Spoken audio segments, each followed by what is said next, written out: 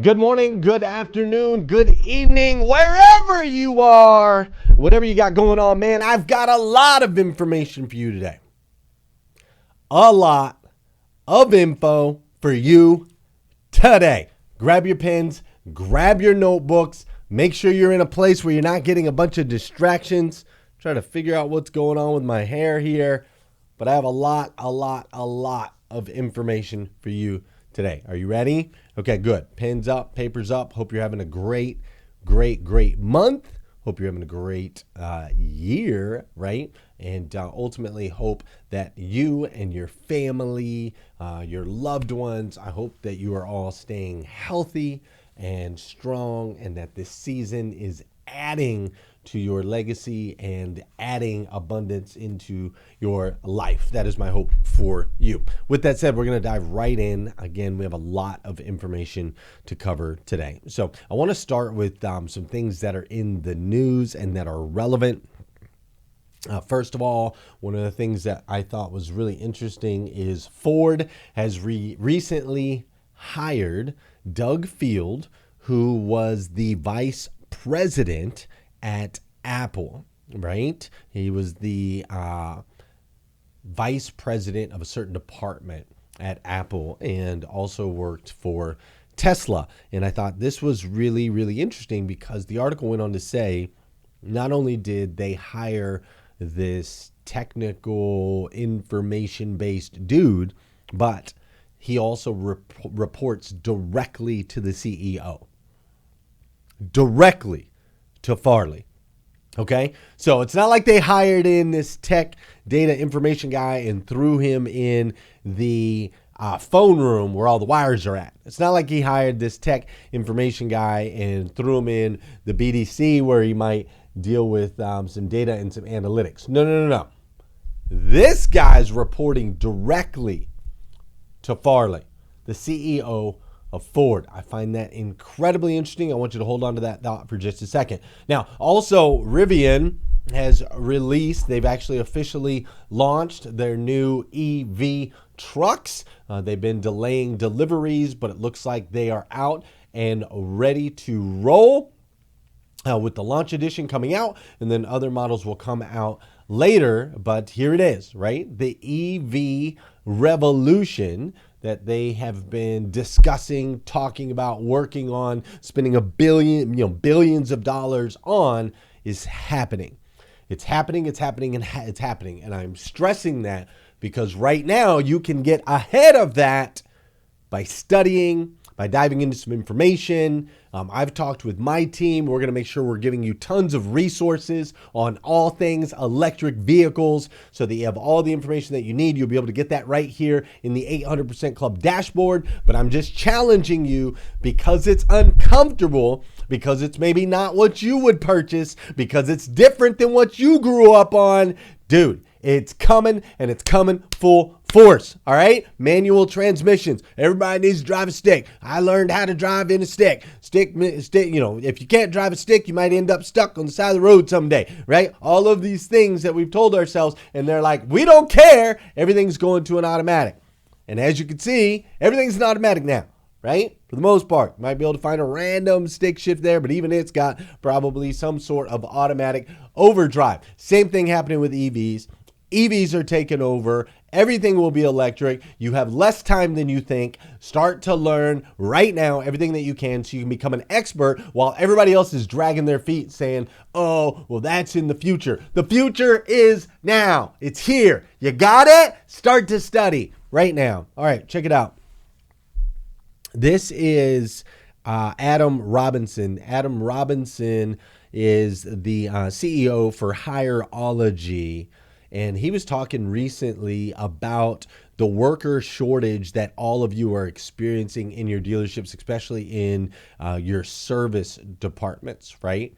And since we're here post pandemic, in a pandemic, whatever verbiage you want to particularly use, obviously a lot of things have shifted in the workforce. Who's willing, able, ready to work, who's skilled, knowledgeable, capable of work.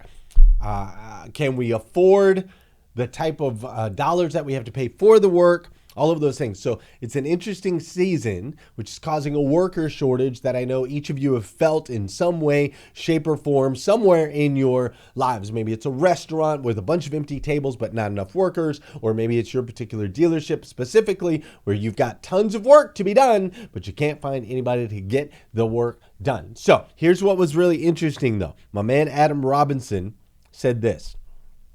He said, we are heading into a season, this is his belief, and I agree with him, we are heading into a season where it is going to be the craziest war for talent in U.S. history. I'm going to give you those words again. The craziest war for talent in U.S. history. Shortage of workers, increase of work, high demand, low ability to output. What does that create?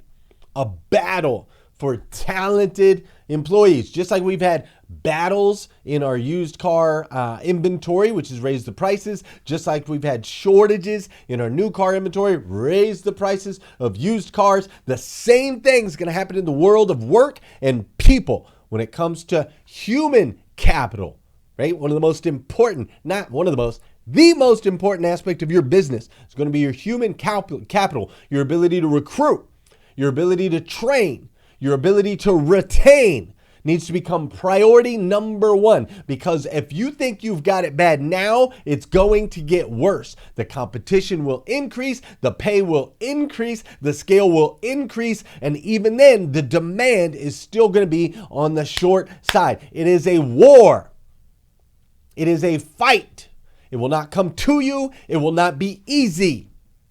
However, those that are prepared and that are positioned, which there's multiple ways we can do that. We've talked about these things, a lot of these things before in 800% Club, using scoreboards on your social media to attract, highlighting the way that your people are impacting the community and the people themselves, right? Using the whole NFL theory. We've talked about these things. If you don't remember, go back. You can always go back, find the first 16 weeks. The Bravo group training is always the first 16 weeks. You can go back and look at those and look at all the different ways that you can recruit, that you can attract talent, that you can become the premier place to work. All of those things are going to be incredibly important moving forward. More important than they ever have been. Full on alignment. One other person and one other newsworthy area that I want to talk to you about. This is Mike Maroney, and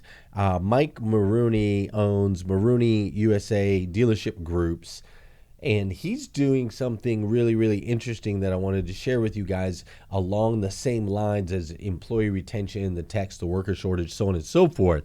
And one of the things that he's doing in his group is not only is he starting to incentivize his advisors, right?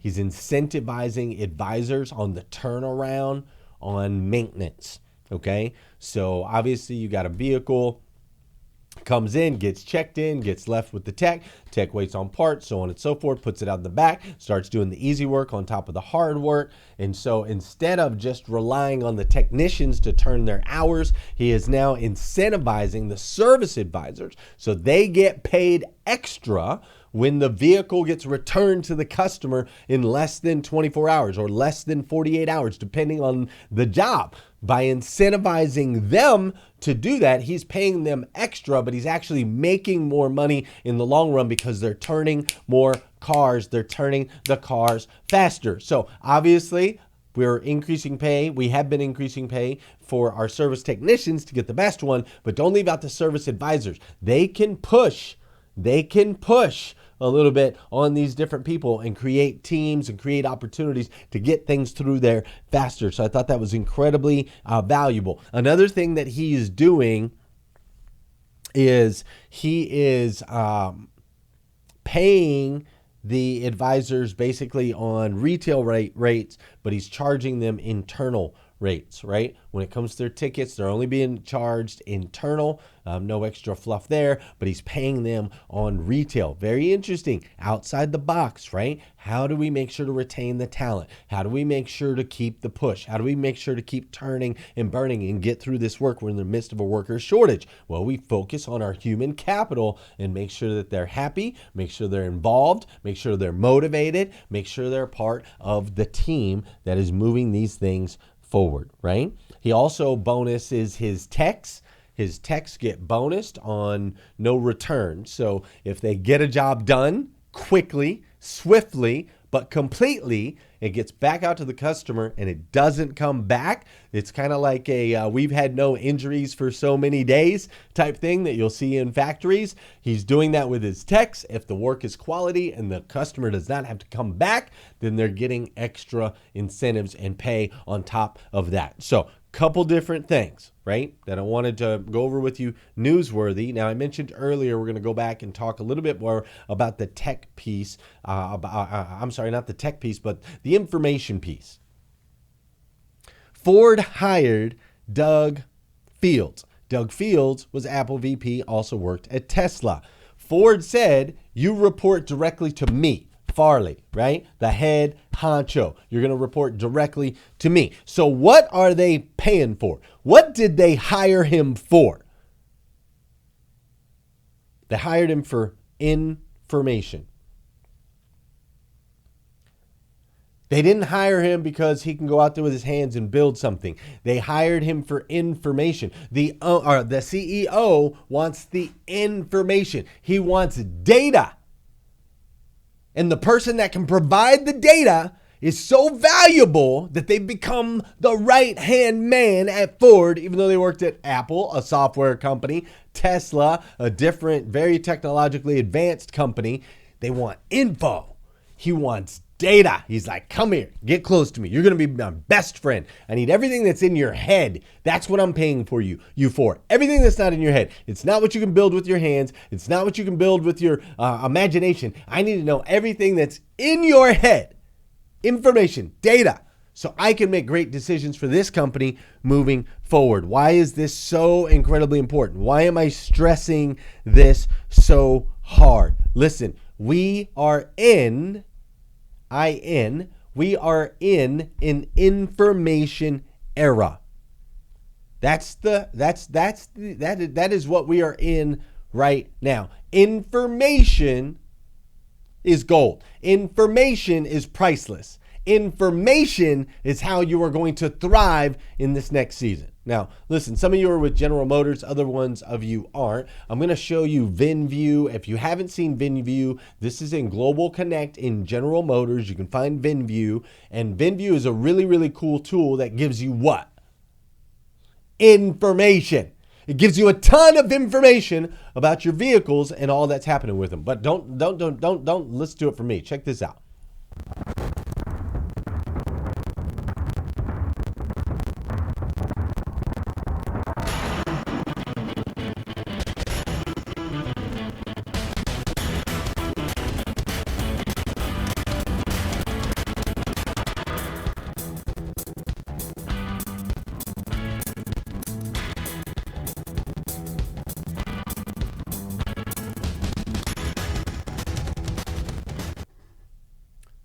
Pretty cool stuff, right? Pretty cool stuff. Information. The more we know, and the further in advance we know it, the better we are able to adapt, adjust, pivot, and be successful. Information is key.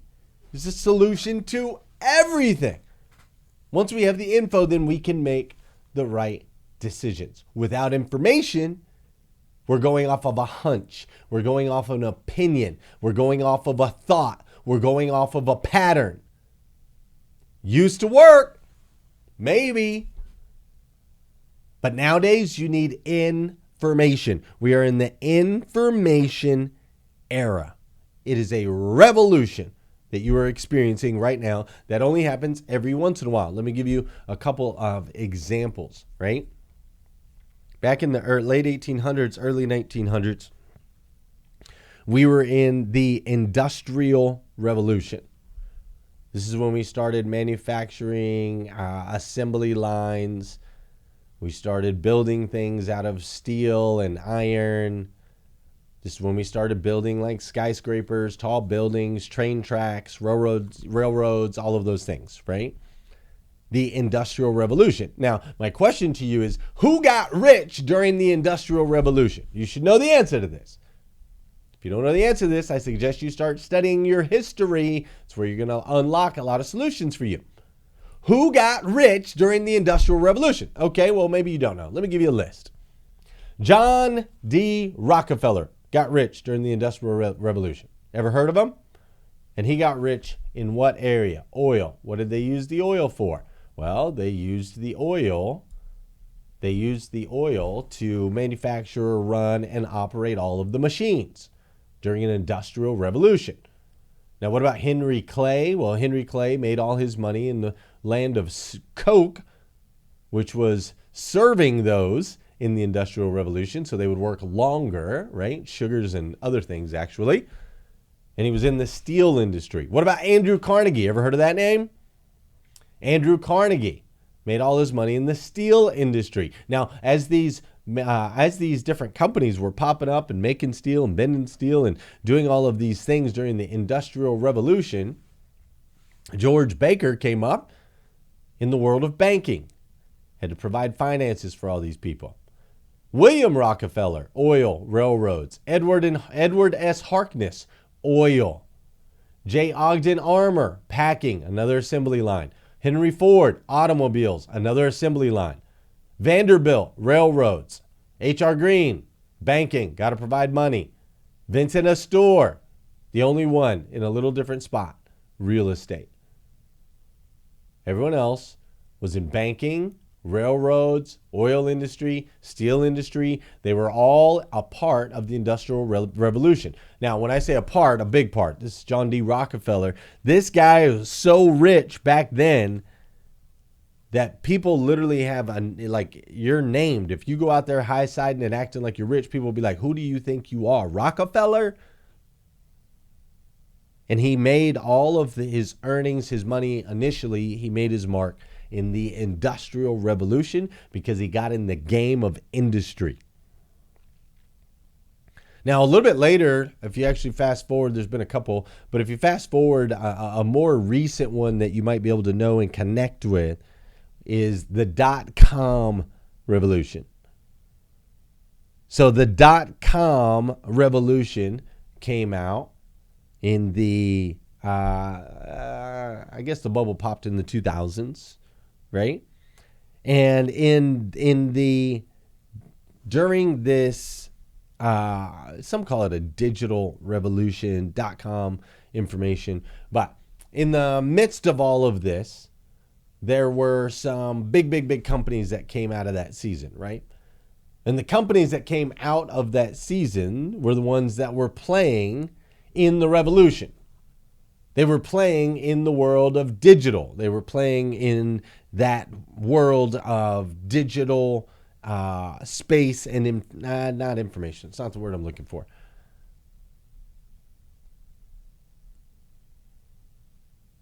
They were a part of the dot-com revolution when all these dot-coms started to pop up, right? And all of these incredibly large, massive, nowadays large, massive companies all got built, Amazon, all of those got built in the midst of the dot-com revolution, the dot-com era, right? And so they were playing in that game. So with that said, you are in the information era. So being in the information era, you have to understand that what you should be selling is not a car or not a product. You should be selling information. That's what people are looking for right now. People want information. They're looking for it everywhere.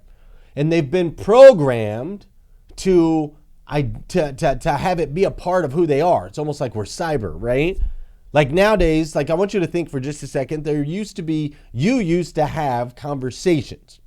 You used to have conversations and somebody on one side would say, well, I think it's black and gold. And you would say, well, I think it's blue and green, right? Whatever it is. and we'd have a conversation at the bar over some drinks. You could be right. I could be wrong. I could be right. You could be wrong. We would talk about it and discuss it at length. And neither one of us knew anything other than we thought we were right, right? Nowadays, you don't see that conversation anymore. Nowadays, as soon as there's a disagreement, somebody says, well, let me check it out. And they pull out their phone and they Google, what is the number in the Hitchhiker's Guide to the Galaxy that ultimately is declared as the meaning of life, right?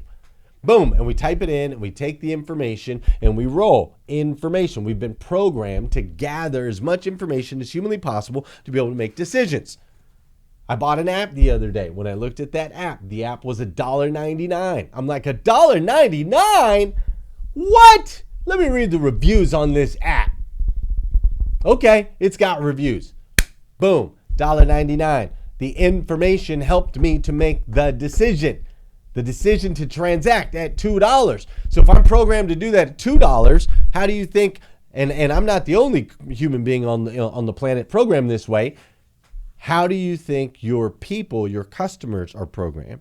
And when you're talking about $50,000, $60,000, $70,000, $80,000, what do they need to make a decision? They need information. This is an information era. Now, knowing that this is an information era where people are just consuming massive amounts of information and ultimately being conditioned to need that information in order to survive and make a decision, you should be, if you want to build wealth and a legacy during this particular revolution, you should be in the business of information, right? .coms were in the business of .coms. Industrial Revolution, they were in the business of industry. You should be in the business of information. Now, here's the thing about that. The value of information is ultimately determined by the importance to the decision maker.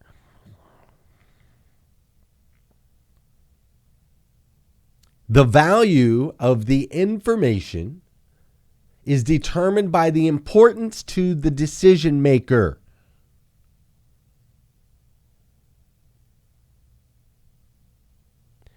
The value of the information is determined by the importance to the decision maker. Why did I say that 3 times? Why the long pause? Why do I need your attention on that? Because we think what's valuable to us is valuable to others, and it's not. It's one of the biggest mistakes we make in this industry. I don't care what you know. I don't care how long you've been in the business. I don't care about none of that. If it's not valuable to me, it's not valuable. It doesn't matter. The value of the information is determined by the importance to the decision maker. We keep putting things and information out there that we find valuable, but has nothing to do with how our customers feel. Nothing.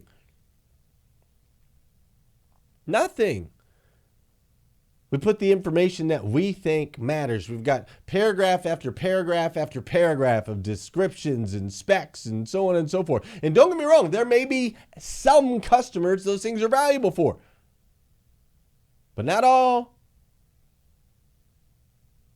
What about the customer that finds value in how they look in a certain vehicle that's a certain color? Just saying, might sound dumb to you. Why do you care what you look like in a car? Might sound dumb to you, but it might be valuable to them. Have you ever considered that? So if you're going to get in the game of information, you have to put the decision maker first. You have to run polls. You have to ask questions. You have to collect data and information from your current client base, from future clients. We have to collect as much information and data as we can so that we can start to show them what's valuable. We can start to tailor our websites to what's valuable to them. We can start to tailor our sales process to what's valuable to them. We can start to tailor our conversation to what's valuable to them. But we can't just assume that we know. Well, we know what they need. We know what they want. We know. No, you don't, because you didn't ask. There's a website called SurveyMonkey. You should use it. Send out surveys to your customers. Start asking questions. Start gathering data. Now listen, the value of information is determined by the importance to the decision maker, not to you. So knowing that, I want to go into and give you 11 key points that derive the value of information. And I also want to make sure you understand how information works. All right, so you start with data, stats, reports. You take that data and you gather the information from that. Once you've gathered the information, you now step into a space of knowledge. Knowledge is a knowing. And once you have a knowing, clear as day, the sky is blue, grass is green, that now steps you into wisdom. People make decisions, buying decisions, when they've reached a state of wisdom. If we just give them the data, but we don't connect that data in a way that it becomes valuable information to them so that they gain knowledge from it and they can confidently say they know the decision they're about to make, you can never get them to wisdom. You have to go through the steps. You have to go through this process. But what does that look like? What are the 11 points that help you or help consumers to derive value out of information? That's what I'm about to give you right now. Okay, you ready? In your seats, you rocked up? All right, let's move around a little bit. Let's go. You ready? All right. Because we're going to hit this list. This is important. You are going into the world of information. You are going to be an information provider. That is what you're going to be. You're going to be an information provider, and people are going to pay you for your expertise in the world of information. That's what they're going to pay you for. Those that are searching constantly for that knowing that they're making a good decision. You are ultimately going to be the one that's going to serve them. That's what you're going to do. Some of it's going to make you uncomfortable. Some of it you don't like. Some of it you're like, I'm too old, I can't learn, or whatever. It's too much. I got too many different things on your plate. I understand. I feel you. I get it. Now suck it up, Buttercup. It's time for you to lean in.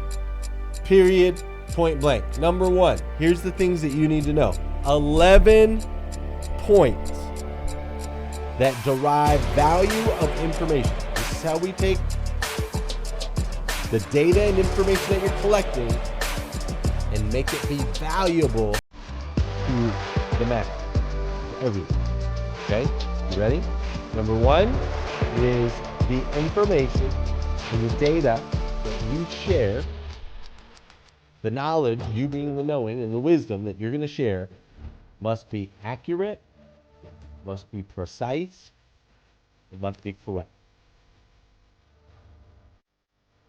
When you think about your current system, when you're delivering payments, when you're delivering prices, when you're delivering out, when you're answering the questions the consumers want to know, are you giving them information that is accurate, precise, and correct?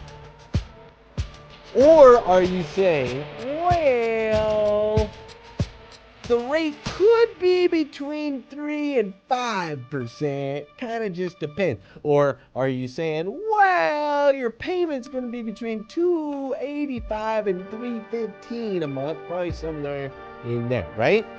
Hey, dude, GM, Glenn Lundy, GM in my heart, GM in my blood, GM in my veins. I was trained just like you were, given those huge payment ranges. I'll say it. You might not. I'll say it. When I was in the dealership world, unless they were right there in front of me, very rarely did I give accurate, precise, and correct information. Very rare. When we say accurate, we're talking about down to the penny, okay? When we say precise, we're talking about no room for barge and error. We're talking correct, like it's 100%. 85%, not 95%. In today's day and age, in today's era, it's what people want you. Your information is different. It's precisely correct. The consumer will find it valuable. So remember, all right? Preciseness is key. I don't know if your daddy or your mom ever told you to measure twice, cut once, right? This is a valuable, valuable lesson. Measure twice, cut once. So let's get the information slowly, gather the information that we need so that we can, I shouldn't say slowly, let's take our time to gather the information that is needed in order to deliver accurate, precise, and correct information. That's number one. Number two, consistency. Consistency of the information that you are delivering, consistency of the brand, consistency of the message. Consistency is so incredibly important. So incredibly important in today's day and age because there are so many things out there in the world right now that are inconsistent. There are so many discussions that are had that end up being false, end up being untrue. A lot of times we don't know what to believe, what not to believe. So your information that you're pushing out must be consistent. Brand must be consistent. Message must be consistent. Everything must be consistent. Now, to give you an idea of what consistent looks like, right? Consistent would be this. What do lions do?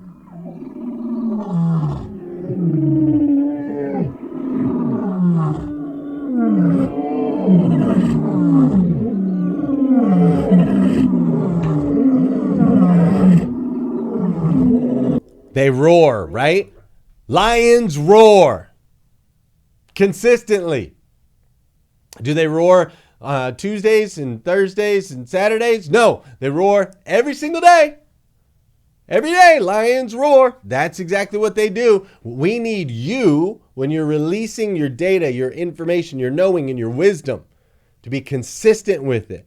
It's got to be every day. This is what we're delivering. This is what we're delivering. This is how we deliver it. This is the message. This is what we're delivering. This is how we deliver it. This is the message. This is what we're delivering. This is how we deliver it. This is the message. This is what we're delivering. This is how we deliver it. This is the message. This is what we're delivering. This is how we deliver it. This is the message. This is what we're delivering. This is how we deliver it. Consistency is key, especially nowadays more than ever. You want people to find value in the information that you're pushing out there?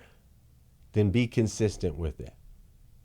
Number three, in order for people to find value in the information that you have to share, your knowing, your wisdom, is the information must be adaptable. It has to have adaptability. And here's what I mean by that. The information has to be adaptable to me. To me. You see, just because that information fits you, fits your needs, fits your desires, makes sense to your goals and your targets, if it doesn't make sense to me, it doesn't make sense. If you can say, well, I did this and I do this, I'm like, okay, great. What's that got to do with me? You see, a lot of times in this industry, we get so caught up in it's our way. It's our system. It's our process. We got to do things the way I know how to do it because that makes sense to me. Well, great. I'm glad it makes sense to you, but that's not what you're getting paid for. You're not getting paid for things to make sense to you. You're getting paid to pass information, enough information to a consumer so they can reach the point of wisdom. They can reach the point of wisdom. They can make a decision. They can buy a car. That's your job. And so if these other things make you uncomfortable, too bad. I'm telling you, I know I already said it once. I'm going to say it again. Suck it up, buttercup. We don't have time. We do not have time.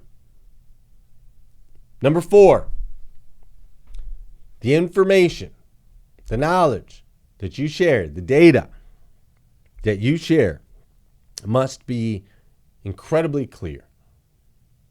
There must be clarity in order for people to find it valuable. It cannot be a complicated mess. It must be clear in order to disrupt the confusion that might exist in the consumer's mind. I would like each of you right now to take a second and break down a lease contract for me.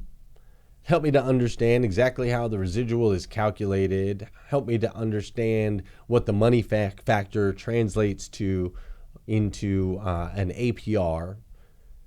Help me to understand the different fees and payments at 12,000 miles, 15,000 miles, and 8,000 miles. Like, break down the whole lease contract, every avenue of it, the return process, what does that look like? All of that, right? Now, my guess is some of you can answer some of those questions. You've been doing this for a really long time. As far as breaking down why to lease, my guess is you're an expert on why to lease. Breaking down an actual lease contract, probably not an expert in. Why? Why don't you have the wisdom of all things leasing?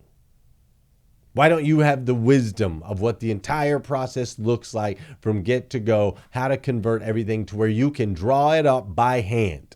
That's what wisdom is. If you can draw up a lease contract by hand and have it be accurate, then I'm not talking to you. But if you can't, my guess is the reason that you can't is because it's not clear. It's incredibly confusing.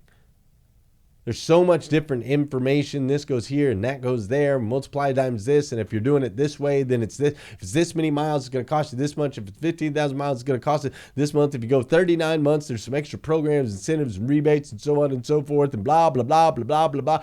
Whoa! Let me go home and think about it. You're cool. Sounds like it makes sense, but I'm not in a space of wisdom, therefore I cannot make a decision. You gave me data. You gave me information.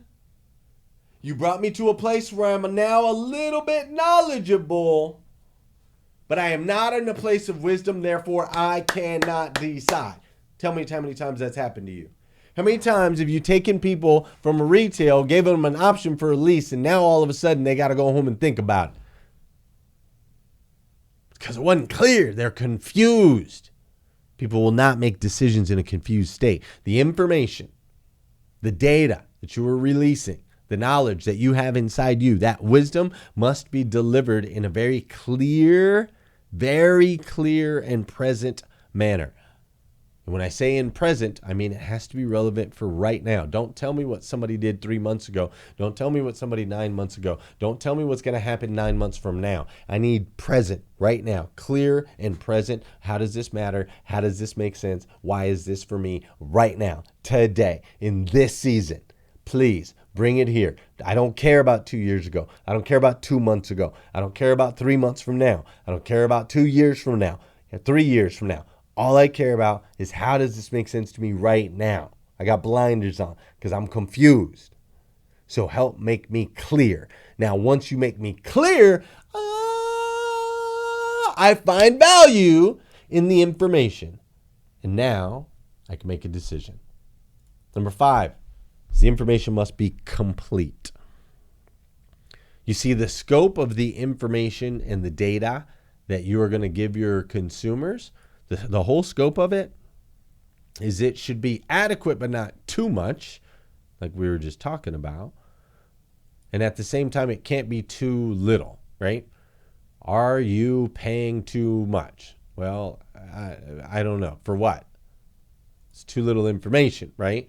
So we need enough information to be engaged, but not too much where we now get disengaged because we're lost. I want you to think about it like this. As you're delivering data, knowledge, wisdom, information, as you're delivering those things to your consumer, I want you to make sure that you're stair-stepping, right? All right, we're going to give them 25%, then 50% if we still need it and haven't closed them, 75% if we still need it and haven't closed them, and then 100% we're going to give them all the information, all the data if we've taken every other swing. But a lot of times we overcomplicate the deal. We hand them 10 sheets to confuse them right out the beginning. No. Do you like the car and are you ready to take it home today if the numbers are correct? Yes, I like the car. I'm ready to take it home today as long as the numbers are agreeable. Great. Come on inside. Give that customer some stinking numbers as fast as you can. Give them the numbers. Give them the numbers and give them the numbers quick. Let's go. Don't mess the deal up. You feel me? Don't mess the deal up. So just make sure it's enough information to where they feel knowledgeable, they feel like they've reached a place of wisdom and they can make a decision, but not too much information. Don't overload it. You do that, people will find more value in the information, knowledge, and data that you're sharing with them, and the wisdom that you were kind enough to build up over years to be able to help their situation. Number 6, concise. All of the information, data, and knowledge that you deliver should be in concise pieces. Concise means to the point and void of any unnecessary elements. When you're delivering information, don't flub it up. Don't make it all crazy. A lot of emails, for example. When I get an email, I received an email recently the other day. It was a 3-page line-by-line outlined email about a potential project, so on and so forth. Guess what? Haven't written. I can't believe I just said that. Haven't read it. I have not read it, that email yet, right? And maybe I get to it, maybe I won't. I have not read it. Hopefully I'll catch up on it, right? But shoot me an email with 2 sentences in it, concise, give me the information I need. I'm going to bust you back. Boom. Here's my decision. Ta-da-da-da, right? It's okay to be short. Don't overwhelm. Don't throw all the stuff. Concise, to the point. Let's go. We experience this over on Clubhouse all the time. Some people can't. They call it landing their plane. Land your plane with me right away. Don't just keep circling around. Tell me what I need to know. Keep it concise. Very important to me. Number 7, convenience. If you're going to become an absolute mogul in the information age, then you are going to have to make sure that people can consume your information just as easily as they could walk into a gas station and grab a soda, or just as easily as they could walk up to a vending machine and grab a 6-pack of Oreos. Whatever that looks like, people should be able to access and gather your information and data so incredibly easily. Listen, I built a funnel a while back on the Morning 5 and went to a planner, went to a t-shirt, so on and so forth. And there's a gentleman named Brian Colhane. Brian Colhane is he's the co-founder of eXp Realty. Very recent, very wealthy a gentleman, him and Glenn Sanford both. And Brian went through my funnel because he wanted to support me. So he didn't really necessarily even care about the products. He just wanted to support Glenn. And so he went through and he bought a couple items. Now, he ended up messaging me later and said, I would have bought a lot more, but to be honest, the funnel was kind of clunky. I was having a hard time maneuvering around. So I just bought a couple things to support you. Just know I love you. #rise and grind, right? Boom. Left money on the table. Tons of it. Why? Because it wasn't convenient for him. It simply wasn't convenient for him to consume the information. Wasn't convenient for him to do any of those things. So luckily, because he was a diehard raving fan of mine, he pushed through and ordered some product, but he didn't order it all. And your customers are making that same exact decision. They're saying this system's too clunky. It's not convenient for me. We live in an information era. And in this information era, all the answers are at your fingertips. Any question that you ask can be answered in milliseconds on Google. Milliseconds. We live in a world of convenience. People are driven to convenience. The more convenient it is, the more likely it is. Look at the whole Netflix thing. Started off, Blockbuster was doing videos, not convenient. Netflix went to monthly subscription, sending DVDs in the mail, not convenient.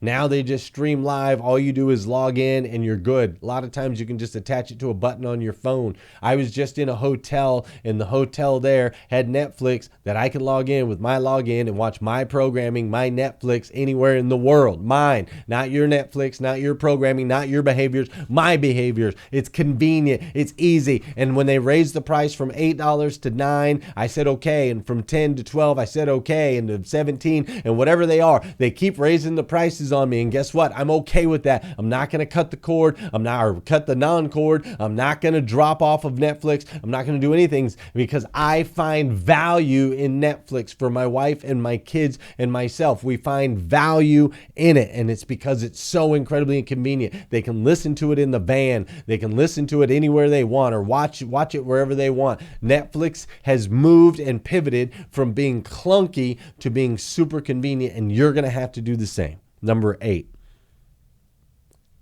Number 8 is making sure that all of your information, everything that you deliver, the knowledge, the wisdom, the database, all of that information is current. It has to be 100% updated and relevant to today's day, week, month, and year. If you notice over in Times Square, they have all these signs, all these billboards, and they draw in millions of people a year. And every single time I go, I'm always fascinated at the fact that every sign that's up there is relevant to what's going on today, right now. Every single one. They're changing the signs, they're moving the signs, they're putting signs up on the side of walls and graphics and so on and so forth, but it's all present. It's not, oh, we built something like an email campaign that triggers in our BDC. We built something and now we're just going to ignore that for the next 2 years. No, it's got to be present. What are people talking about today? How are they talking today? What can you put in a headline today that is ultimately going to connect you with that customer in a better way, right? Everything has to be current. The information must be current. If it's not, people get old information, they get worn out information, and they get frustrated because it's clunky because they can't get information that's relevant to them today, right now. Do you understand? You want to be in the information world? You're going to have to audit your email campaigns that are going out every once in a while, very frequently. You're going to have to audit your chats and what's going out every once in a while, very frequently, right? You're going to have to audit all of these things and make sure that they are all current and up to date, whatever is going out to the consumer. They need that. They find value in that. If what you're delivering is current, they get it. If you're sending them you need a warranty on your vehicle that they sold 2 years ago, it's not current information. It's stupid. It's a waste, and it depreciates value because you don't respect their time. Respect people's time and do it right. Get it updated no matter how hard or difficult it can be. Number 9. The number 9 out of 11 points that are how people derive value out of information. Number 9 is traceability. Basically what this means is you should be able to back it up. Whatever information you put out there, you should be able to back it up. If you give them a payment and they say, well, why this payment? You should be able to back it up specifically. Here was the rate, here was the term, here was the money down, here was the negative A, right? Everything's got to be traceable, and more with the next generation. So the next generation is really tapped into, many people in the next generation are really tapped into Bitcoin. They're really tapped into these systems kind of behind the scenes like blockchain, right? They're really attached to these things because they're traceable. I don't know if you've ever heard an NFT. It's a non-fungible token. It's a digital asset in a lot of cases. It's a digital asset, digital sound, digital video, digital graphic that people pay a lot of money for. And the more people buy it, the more that it raises, just like a stock. But it has the original owner on there. And every time somebody buys it, the original owner gets a little dividend every single time. So because of that, the younger generation especially is very much attached to the blockchain. They want to know that they can trace back everything. They can trace back and figure out where we went wrong, what we did right, all of that information, right? And so you should be able to make sure that the information you release can be backed up. If you give somebody a payment, they should be able to do it on their payment calculator and have it line up. If you tell somebody you got certain vehicles or whatnot online, people should be able to, in an information era, they should be able to trace that down. Make sure that you're telling them the truth. Does that make sense? Traceability is key moving forward. Number 10, accessible. Accessible means continuously without obstructions. It's not exactly what it means, but it's how I'm defining it. Continuously without distractions.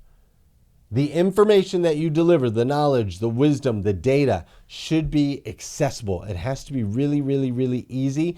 Don't make it seem like work for me to get the answers to my questions. I don't want it to look like work. I much prefer the easy street. I would love for you to provide it. This is why the credit card companies make so much money. They make it really, really convenient. Really, really accessible for you to spend it, right? The tools for you to spend money on your credit card are incredibly accessible. From online tools to manual tools to in-hand tools to vending machines now, everything. The credit card companies are making billions, maybe trillions of dollars, probably trillions of dollars. They're making all of that because they make it accessible. It's easy. And that's what you need to do as well. The last one is speed. The last of 11 points that will help people derive value out of your information is the speed at which you deliver it, the speed at which they can consume it, the speed at which you have taken the time to get them that information, all of those things. Speed is everything in this year and beyond. So quick recap, and I'm going to let you out of here. In order for you to make sure that the consumer on the receiving end receives value from the information, knowledge, data, and wisdom that you're delivering, the information must be accurate, precise, and correct. The information must be consistent across the board, same message every time. The information must be adaptable. What's in it for me? The information must have clarity, must be super, super, super clear. What's the next step? Why do this, right? We got to be super, super clear. It also must be complete. Don't forget, 25%. If they're not sold yet, go to 50. If they're not sold yet, go to 75. If they're not sold yet, go to 100. But don't just skip steps and go to 100. Won't do you any good. Number 6 is that everything must be concise. It's got to be straight to the point and void of any unnecessary elements. Number 7 is it needs to be convenient. Convenience is key. I've noticed that a lot of places, they've changed the way how convenient it is to access alcohol, cigarettes, things like that. And when they change how easy it is, it changes the behavior. Number 8, the information that you're sending out in your email list, in your chats, and on your commercials must be current, must be relevant with what's going on today. Number 9, there must be some form of traceability. Call it receipts if you want. People need to go in and be able to prove that the information that you're releasing is reliable and valuable and should be trusted. And they're only going to do that if it's connected, right? It's connected through your Google page. All the information is connected where they can find it, they can connect with you, and they can figure that part out. Number 10. My whole thing just froze up. There you go.